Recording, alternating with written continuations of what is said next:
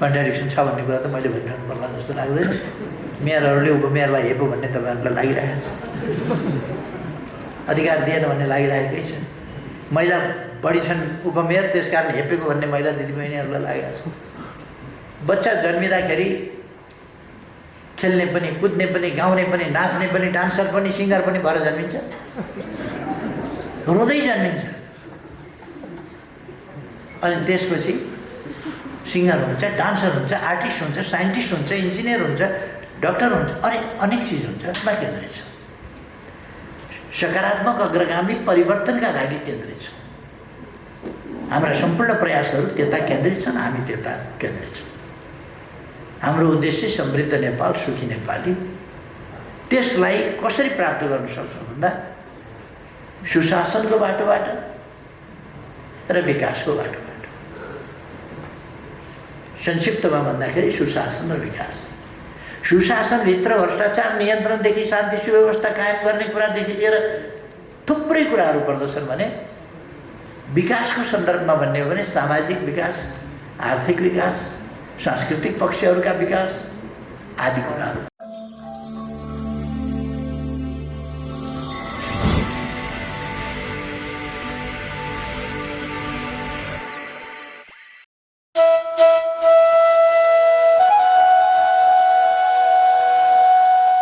शुभकामना सम्बोधनका निमित्त हार्दिक आमन्त्रण गर्दछु।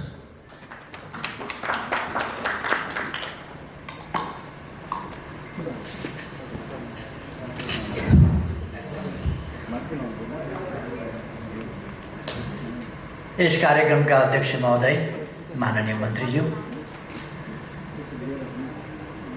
नगरपालिका सङ्घका पदाधिकारी साथीहरू, अतिथि सहभागी महानुभावहरू, विकास र प्रयासहरूका साझेदार संस्थाहरू, आज पुरस्कृत नगरपालिकाहरू, आज सम्मानित र एमओयू गर्ने अरू राष्ट्रिय अन्तर्राष्ट्रिय सङ्घ संस्थाहरू, त्यसका प्रतिनिधि साथीहरू, सञ्चारकर्मी मित्रहरू र उपस्थित सम्पूर्ण दिदीबहिनी तथा दाजुभाइहरू।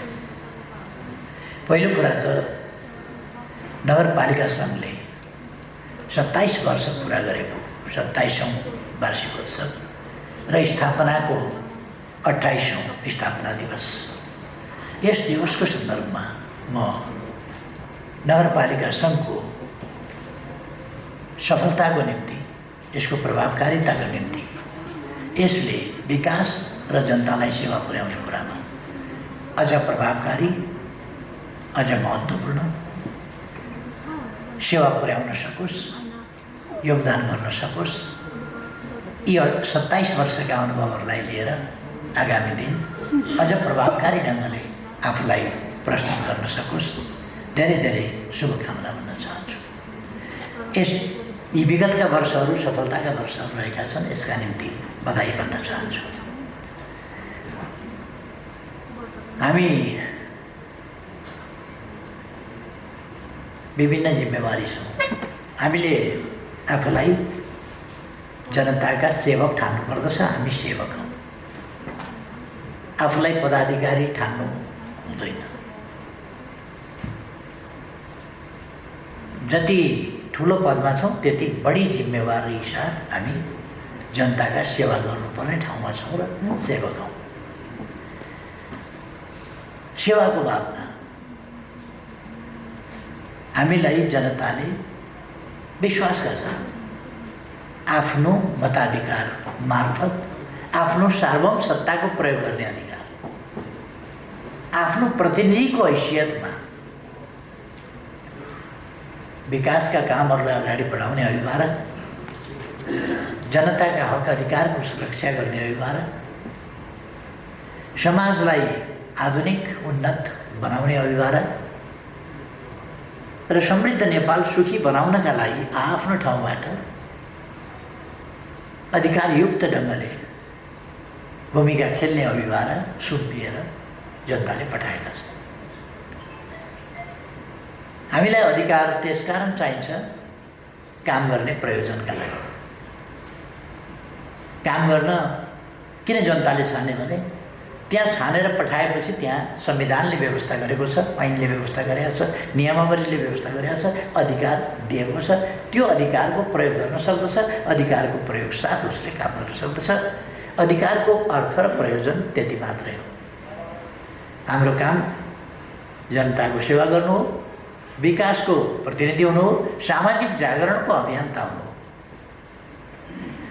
मूलतः भन्ने हो भने हाम्रा धेरै महत्त्वपूर्ण हिसाबले भन्ने हो भने हाम्रा 3 प्रकारका अभिभावकहरू छन्। सामाजिक जागरण रूपान्तरणका अभियन्ता। समाजमा असमानता छ, समाजमा पछौटेपन छ, अन्धविश्वास छ, कुरीतिहरू छन्, शिक्षामा कमी छ, स्वास्थ्यमा कमी छ, चेतनामा कमी छ। यी कुराहरूको स्थितिमा भिन्नता ल्याउनका निम्ति, सकारात्मक भिन्नता ल्याउनका निम्ति हामीले अभियन्ताको रूपमा भूमिका खेल्नुपर्दछ। त्यसकारण हामी जनप्रतिनिधिहरू अभियन्ता हौँ। कहिले कहिले मलाई मान्छेहरूले भन्छन् स्वास्थ्यको बारेमा किन बोल्छ, डाक्टर होइन केही होइन, किन बोल्छ? बोल्न किन पर्छ भने म अभियन्ता हुँ।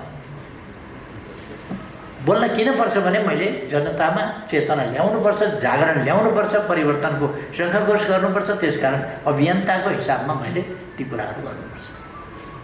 मैले बोक्सी लगाउने पछौटेपनका विरुद्ध हमला बोल्नुपर्छ। कोही पनि बोक्सी हुँदैनन् भन्ने उद्घोष गर्नुपर्छ। छाउपडी ठिक छैन भन्नुपर्छ। महिला समानताको बारेमा बोल्नुपर्छ, महिलामाथिका हिंसाका बारेमा बोल्नुपर्छ। किनभने म जनप्रतिनिधि हुँ। जनताले जनताको हितको निम्ति हुने सम्पूर्ण कुराहरू बोल्नका निम्ति, गर्नका निम्ति हामीलाई पठाउँछन्। त्यसकारण एउटा त हामी सामाजिक अभियन्ता हौँ पछौटेपनका विरुद्ध अग्रगमनका लागि,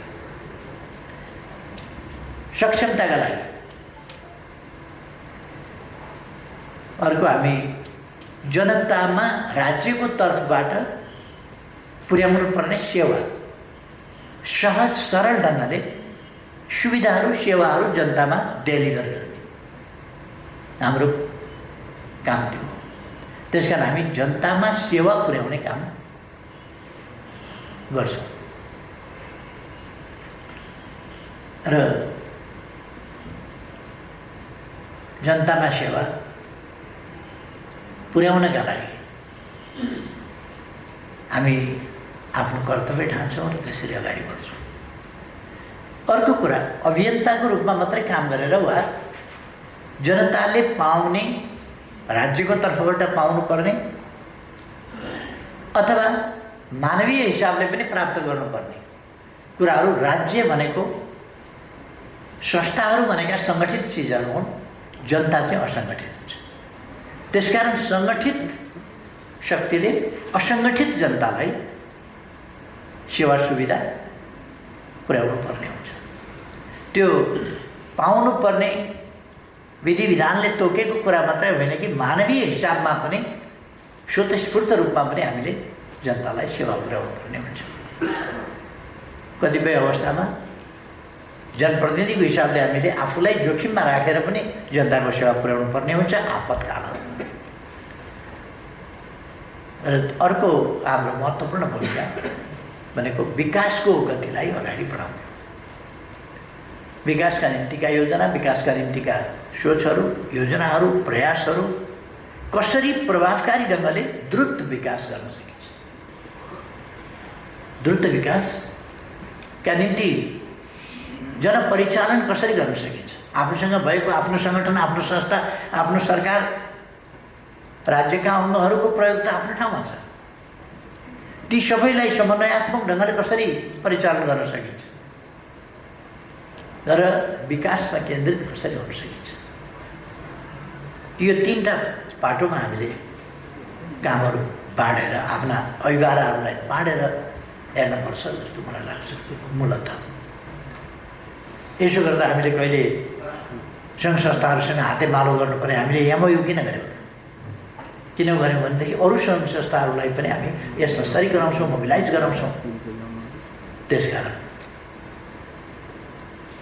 हामीले आफ्ना कामहरूको रेकर्ड पनि राखेका छौँ। त्यसकारण हाम्रा पुस्तकहरू प्रकाशित किन भए हामीले विमोचन गऱ्यौँ। यहाँ पुस्तक किन प्रकाशित भयो भने हाम्रा रेकर्डहरू पनि हामी राख्छौँ, हाम्रा कामहरूबारे जानकारी पनि जनतालाई दिन्छौँ,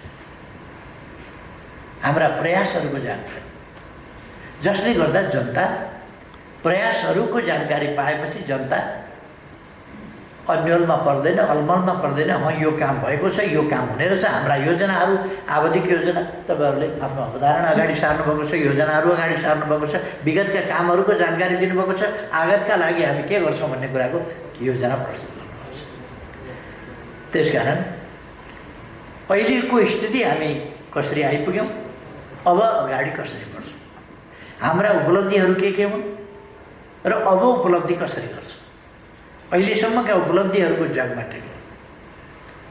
अधिकारका निम्ति धेरै लड्नुपर्ने अवस्था छैन।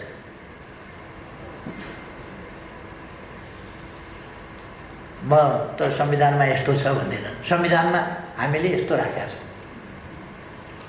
अनुसूचीका जो प्रबन्ध हामीले गरेका छौँ नि, त्यो आकाशबाट आएको, कसैले पठाइदिएको अथवा कसैले गरिदिएको आइलागेको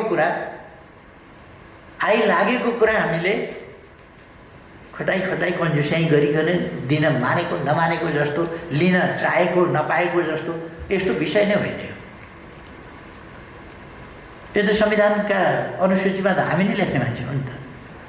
स्थानीय तहलाई चाहिन्छ यो दिनुपर्छ भनेर लेख्ने त हामी नै हो नि, यिनै आफूले लेखेका हो। त्यस कारण यहाँ लडाइँको विषय होइन, तालमेलको विषय, समयको विषय हो। कतिवटा कुरा म साथीहरूलाई भन्न चाहन्छु, अधिकार त जति चाहिन्छ विकासका लागि, जति चाहिन्छ जनताको सेवाका लागि, त्यसमा कसले किन खोज्छ? त्यो प्रधानमन्त्रीले खल्तीमा हालेर के त्यसको ब्याज आउँछ? स्थानीय तहका अधिकारहरू खोजेर आफ्नो टेबलमा राख्यो भने त्यो फुलदानी हुन्छ, सजिन्छ, त्यो के पनि हुँदैन। हामी सबैले मिलेर आफ्ना ठाउँबाट देशको विकास गर्नु छ, देशको विकास गर्नु छ हामीले। त्यसकारण यहाँ पक्ष विपक्ष हामी होइनौँ, छैनौँ, पक्ष विपक्ष होइन, हामी एउटै पक्ष हौँ। विभिन्न ठाउँमा बसेर, मेयरका ठाउँमा मेयर बसिया हुन्छ, उपमेयर ठाउँमा उपमेयर बसिया हुन्छ, त्यहाँ पनि अलिअलि कन्ट्राडिक्सन छ, त्यो मिल्दै जान्छ। कन्ट्राडिक्सन छ भन्ने कुरा त मैले भनिरहनु पर्ला जस्तो लाग्दैन। मेयरहरूले उपमेयरलाई हेपो भन्ने तपाईँहरूलाई लागिरहेको छ, अधिकार दिएन भन्ने लागिरहेकै छ।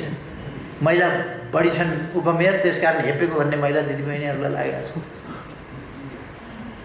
हाम्रो न्यायिक अधिकार सम्पन्न गर्ने त हामीले त्यो ठाउँ पनि पाएका छैनौँ, अधिकृत पाएका छैनौँ, सहयोगी पाएका छैनौँ, के छन् नि। हामीले भर्खर सुरु गरेका छौँ यो अभ्यास, भर्खर सुरु गरेका छौँ। यसको कार्यान्वयनको त भर्खर 3 वर्ष भयो अथवा 4 वर्ष हुन थाल्यो। यो नयाँ अभ्यास भएको हुनाले एकैचोटि बच्चा जन्मिँदाखेरि खेल्ने पनि, कुद्ने पनि, गाउने पनि, नाच्ने पनि, डान्सर पनि, सिङ्गर पनि भएर जन्मिन्छ, रुँदै जन्मिन्छ। अनि त्यसपछि सिङ्गर हुन्छ, डान्सर हुन्छ, आर्टिस्ट हुन्छ, साइन्टिस्ट हुन्छ, इन्जिनियर हुन्छ, डक्टर हुन्छ, अनेक चिज हुन्छ। त्यो म्याचुरिटी आउनका लागि अलिकति समय त्यसले लिन्छ। हाम्रो प्रोसेस पनि त्यो मात्रै हो। म साथीहरूलाई कुनै भ्रम नराखौँ भन्ने चाहिँ आग्रह गर्न चाहन्छु। वडा अध्यक्षका आफ्ना गुनासा छन्, अरूका आफ्ना गुनासा छन्। मेयरले गाडी चलायो, उपमेयरलाई दिएन भन्ने पनि गुनासा छ। एउटा उप मात्रै न थप्या हो, नत्र भने त उस्तै हो भन्ने पनि यो हामी सिक्दै जान्छौँ, बुझ्दै जान्छौँ, अभ्यास गर्दै जान्छौँ। कसको काम के हो, कसको अधिकार के हो, कति पाउनुपर्ने रहेछ, कति नपाउनुपर्ने रहेछ आदि कुराहरू हामी यसलाई अभ्यासको क्रममा चाहिँ परिमार्जित गर्दै लान्छौँ। यो समस्या भनेको अभ्यासबाट परिमार्जित हुने क्रम मात्रै हो। त्यसकारण यो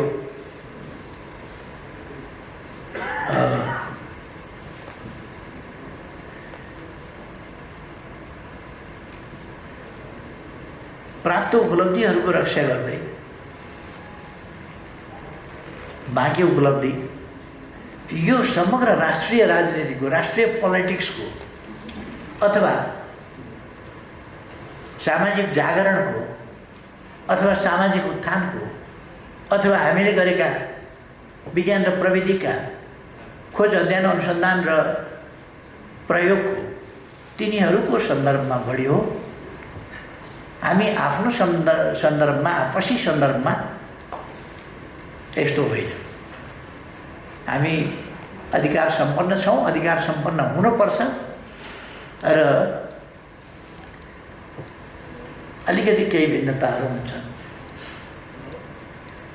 हामीले व्यक्तिको र संस्थाहरूको क्षमता वृद्धि गर्नुपर्छ। व्यक्ति र संस्थाको क्षमता वृद्धि हामी कसरी गर्न सक्छौँ? संस्थाहरूको क्षमता वृद्धि, व्यक्तिहरूको क्षमता वृद्धि हामी कसरी गर्न सक्छौँ? हामीले त्यस मात्रामा हाम्रो अभ्यासका क्रममा तालिमद्वारा स्किल डेभलप गरेर अरू विभिन्न हिसाबले स्थानीय तहहरूले सबै चिज गर्छु र सरकार भनेको फेरि केन्द्रीय सरकार जस्तै सम्पूर्ण कुरा गर्न खोज्छु भन्यो भने त्यो हुँदैन। त्यो सम्भव पनि हुँदैन, सम्भव पनि छैन। त्यो प्रदेशले पनि भ्रम राख्नु हुँदैन सरकार भनेपछि उस्तै उस्तै हो भनेर। केन्द्रीय सरकार, समग्र राष्ट्रिय सरकार। एकपल्ट मैले नेपाल देशमा नेपाल सरकारका विभिन्न जनतालाई सेवा सुविधा पुर्याउन, समाजको विकास गर्न र आर्थिक उन्नति गर्न, पूर्वाधारहरूको विकास लगायतका तमाम कुराहरू गर्न हामीले सजिलोको लागि विभिन्न तहमा बाँडेका छौँ। तर यो नेपाल सरकार नै सबै तहका सरकार भन्यो भने तहका सरकार मात्रै हो, नेपाल सरकार मात्रै हो। यो पृथक होइन। सोभरेन आम जनता हो। सोभरेन एउटा सोभरेन देशमा सरकार, त्यसै कारण हामी नेपाल सरकार भन्दा मन्त्री परिषद बुझ्छौँ भनेर सर्वोच्चले परिभाषित गरेको कारण त्यो हो। नेपाल सरकार भने मन्त्री परिषद बुझिन्छ। त्यो भनेको सर्वोच्च कार्यकारिणी हो, सर्वोच्च अदालत। त्यो तल जिल्ला अदालत उसको न्याय गर्ने आफ्नो ठाउँमा छ, आफ्नो अधिकार हुन्छ। तर त्यसलाई बदर गर्ने अधिकार चाहिँ माथिल्ला अदालतहरूको हुन्छ। त्यसलाई सदर गर्ने पनि अधिकार हुन्छ। यो हामी एउटा देशमा छौँ र हाम्रा सम्पूर्ण प्रयासहरू देशको विकासमा केन्द्रित छ, सकारात्मक अग्रगामी परिवर्तनका लागि केन्द्रित छ। हाम्रा सम्पूर्ण प्रयासहरू त्यता केन्द्रित छन्, हामी त्यता केन्द्रित छौँ। हाम्रो उद्देश्य समृद्ध नेपाल, सुखी नेपाली। त्यसलाई कसरी प्राप्त गर्न सक्छौँ भन्दा सुशासनको बाटोबाट र विकासको बाटोबाट। संक्षिप्तमा भन्दाखेरि सुशासन र विकास। सुशासनभित्र भ्रष्टाचार नियन्त्रणदेखि शान्ति सुव्यवस्था कायम गर्ने कुरादेखि लिएर थुप्रै कुराहरू पर्दछन् भने विकासको सन्दर्भमा भन्ने हो भने सामाजिक विकास, आर्थिक विकास, सांस्कृतिक पक्षहरूका विकास आदि कुराहरू पर्छ। र ती विकासहरू मार्फत हामी राष्ट्रिय समृद्धि, समग्रतामा भन्ने हो भने राष्ट्रिय समृद्धि हासिल गर्छ। समृद्धि केलाई भन्ने मैले धेरै भन्ने गरेको छु। पर क्यापिटा इन्कम वा जिडिपीबाट समृद्धि नाप्यो भने समाजको एउटा तह पछाडि परेको छ कि छैन भन्न सकिँदैन। आज हामी कम्प्रिहेन्सिभ डेमोक्रेसीका कुरा गरिरहेका छौँ। हामी समग्र जनताको लोकतन्त्र, समग्र पक्षमा विकास भएको लोकतन्त्रको कुरा गरिरहेका छौँ। खालि नाप्दाखेरि राष्ट्रिय अर्थतन्त्र नाप्दा माथि पुगेको छ, तर देशमा समाजमा भिखमङ्गा छँदैछ, अलपत्र मान्छे छँदैछ, छोराछोरी नाति नातिनीहरू खाते भन्ने कलङ्कित जीवन बिताइराखेका छन् सडकमा। समाज त्यहाँ हुन सक्छ। बाँच्नका लागि, पेट पाल्नका लागि, भोक मार्नका लागि अस्तित्वका लागि कोही हात थापेर टोकरी थापेर मान्छेको जात त्यो स्तरमा बसेर बाँच्ने प्रयास गरिरहेका छ भने जुनसुकै ठाउँमा अर्थतन्त्र पुग्या भए भने त्यो समाज विकसित होइन।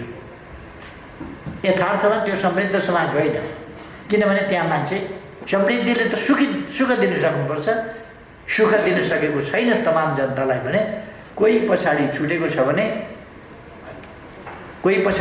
छ भने त्यस्तो अवस्थामा हामी समृद्धि हासिल भयो, हाम्रा उद्देश्य पुरा भए भन्न सक्दैन। समृद्ध नेपाल, सुखी नेपाली, समृद्धि सम्पूर्ण क्षेत्रमा हुनुपर्छ। हामी आजको समयमा सबै विषयमा सम्पूर्ण रूपमा आत्मनिर्भर हुन्छ भन्न सकिँदैन, तर बेसिकली आधारभूत रूपमा आत्मनिर्भर। आज बिहान मात्रै मैले हेरिरहेको थिएँ, ब्रिफिङ सुनिरहेको थिएँ। पशुपक्षी, मासु, दुग्ध उत्पादन, माछा, अन्डा आदिका क्षेत्रमा हामी आत्मनिर्भरताको स्थितिमा पुगेका छौँ। निकट भविष्यमा भोलितिर सम्भवतः त्यो आत्मनिर्भरताको घोषणा हुँदैछ। यो चिजमा हामी आत्मनिर्भर भयौँ अथवा हामीले ती टार्गेटहरू मिट गऱ्यौँ। अब हामी तिनको एक्सपोर्टतिर, जुन आइटममा हामी चाहिँ आत्मनिर्भर हुन्छौँ त्यसपछि एक्सपोर्टतिर जान्छौँ, निर्याततिर जान्छौँ। व्यापारमा आयातलाई घटाउने, प्रतिस्थापन गर्ने र निर्यात बढाउने कुराले व्यापार घाटाको जुन असाधारण असन्तुलनको स्थिति छ त्यसलाई हामी व्यापारलाई सन्तुलनको दिशामा लान्छौँ। अहिले यी वर्षहरूमा, यो 3 वर्षमा लगातार हामीले व्यापार घाटालाई सन्तुलनतर्फ फर्काउँदै लगेका छौँ, उत्पादन वृद्धिलाई बढाउँदै लगेका छौँ ठुलो मात्रामा, र कतिवटा आइटममा हामी नयाँ ढङ्गले जाँदैछौँ। हाम्रा युवाहरू, अहिले भर्खर म त्यहीँबाट आउँदैछु, युवाहरूले कतै नेपालमै भेन्टिलेटरको निर्माण गरेका छन्, कतै डायलाइसिस मेसिनको निर्माण गर्दैछन्, कतै रोबोटबाट खानेकुराहरू सर्भ गर्ने रेस्टुरेन्टहरूमा त्यो प्रविधिको विकास गर्दैछन्, कतै टेलिमेडिसिनको हिसाबले एक ठाउँ बसेर डाक्टरले अर्को ठाउँको बिमारीलाई टेलिमेडिसिनको माध्यमबाट उपचार गर्न सक्छ, अथवा त्यहाँको साधारण एउटा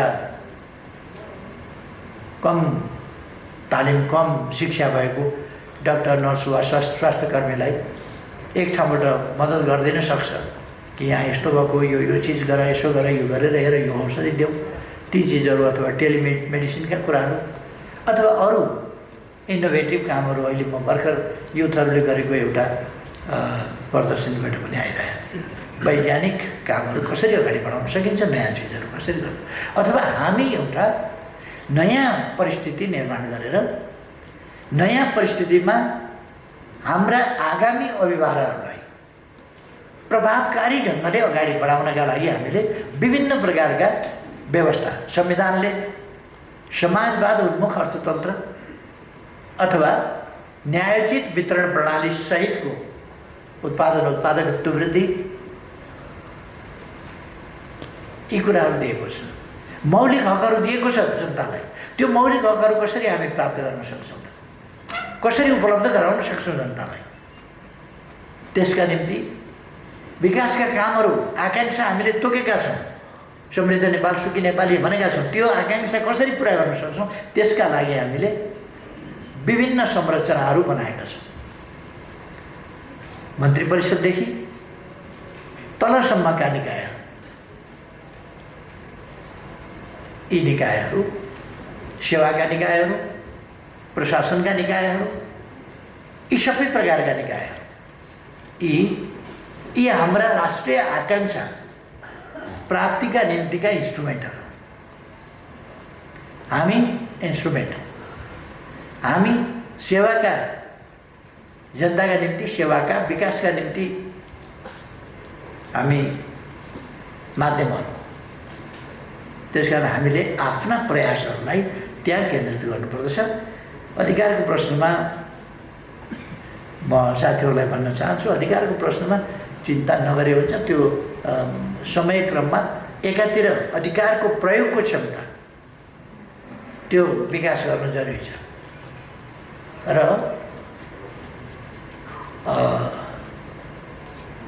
त्यसको प्रयोग हामीले सही ढङ्गले गर्न सकौँ, सफलतापूर्वक गर्न सकौँ, त्यतापट्टि बढी ध्यान दिन जरुरी छ। अर्को कुरा, अर्को पक्ष स्थानीय तहहरूको प्रभावकारिता, यिनको औचित्य, यिनको आवश्यकता यसै देखिएको थियो। तर 1 वर्षको कोभिडको समयमा हामीले स्थानीय तहको औचित्य, आवश्यकता र त्यसको प्रभावकारिताको प्रत्यक्ष रूपमा अनुभव गर्न पायौँ। कति महत्त्वपूर्ण छन् स्थानीय तहहरू, कति महत्त्वपूर्ण छन्, स्थानीय निकायहरू कति महत्त्वपूर्ण छन्। यो यस्ता बेलाहरूमा बढी अनुभूत गर्न पाइन्छ।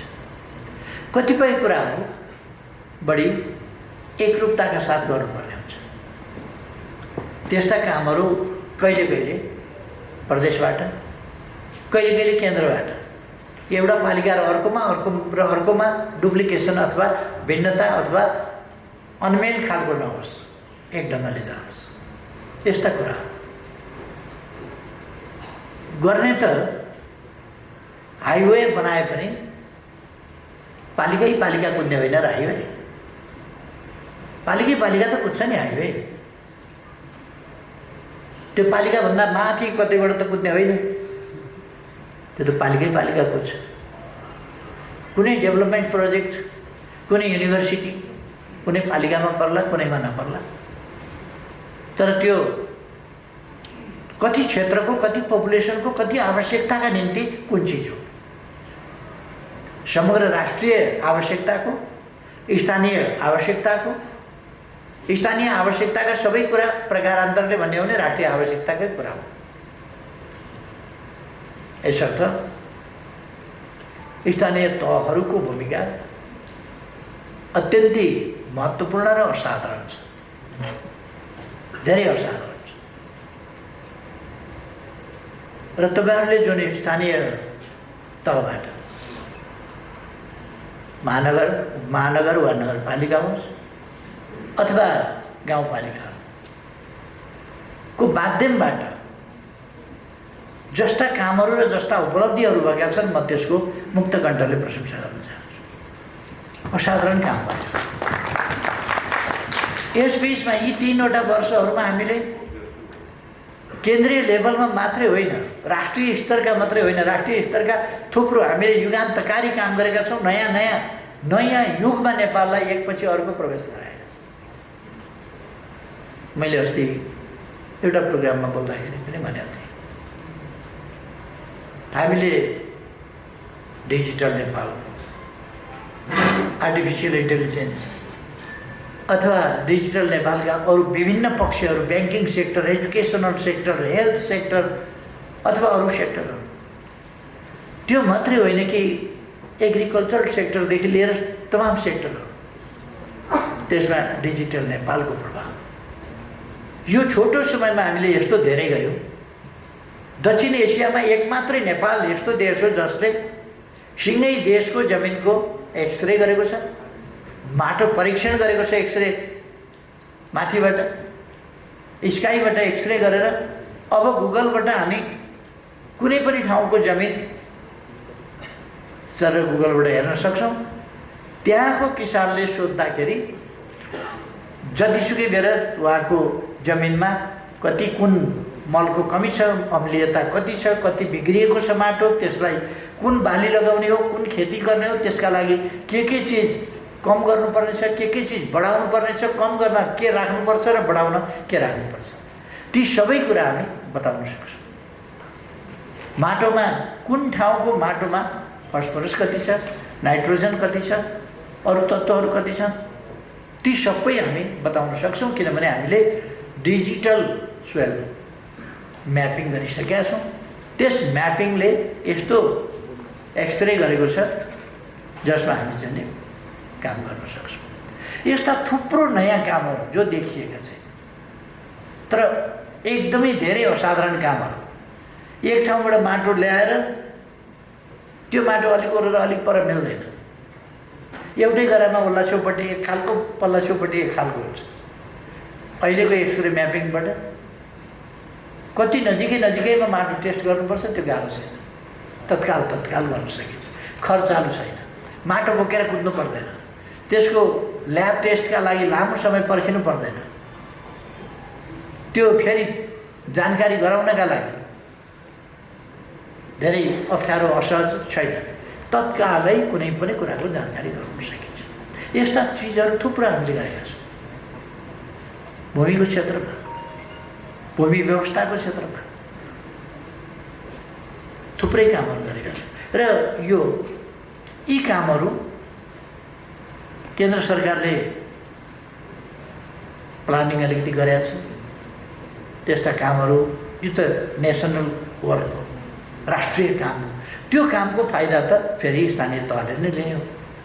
कृषिको आधुनिकीकरणका लागि काम लाग्छ, व्यावसायिकीकरणका लागि काम लाग्छ। कुन व्यवसाय कहाँनिर, कृषिका पनि विभिन्न व्यवसाय छन्, कहाँनिर गर्ने,